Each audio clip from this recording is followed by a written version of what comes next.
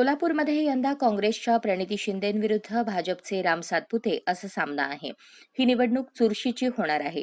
4 जूनला लोकसभा निवडणुकीचे निकाल जाहीर होतील. त्याआधी माजी आमदार नरसय्या आडम यांनी धक्कादायक वक्तव्य केलं आहे. सोलापूरमधील माकपचे माजी आमदार नरसय्या आडम यांनी धक्कादायक वक्तव्य केलं. माजी आमदार नरसय्या आडम यांनी काँग्रेस आणि इंडिया आघाडीबाबत खळबळजनक विधान केलं आहे. लोकसभा निवडणूक प्रचारावेळी काँग्रेसवाले माझ्याकडे लाखो रुपये घेऊन आले होते, मात्र लाल झेंड्याला विकत घेणारा माणूस अजून जन्माला आलेला नाही, असं नरसय्या आडम म्हणाले. इंडिया आघाडी आपल्याला जागा सोडेल या भ्रमात राहू नका. आत्तापासूनच त्यांचे कट चालू आहेत, असं नरसय्या आडम म्हणाले. लोकसभा निवडणुकीत माकपने काँग्रेसकडून 1 रुपयाही न घेता प्रामाणिकपणे काम केलं. त्यावेळी काँग्रेसवाले माझ्याकडे लाखो रुपये घेऊन आले, मात्र लाल झेंड्याला विकत घेणारा माणूस अजून जन्माला आलेला नाही, असं नरसय्या आडम म्हणाले. कोणाचाही 1 रुपया न घेता माकपच्या कार्यकर्त्यांनी स्वाभिमान दाखवत लाल झेंड्याला आपण खऱ्या अर्थाने सलामी दिली आहे. ऑक्टोबरमध्ये महाराष्ट्र विधानसभा निवडणूक होण्याची शक्यता आहे.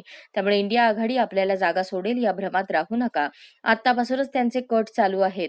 आपल्या ताकदीवर विधानसभेसाठी सोलापुरातून आपला झेंडा फडकवावा लागणार आहे, असं नरसय्या आडम म्हणाले.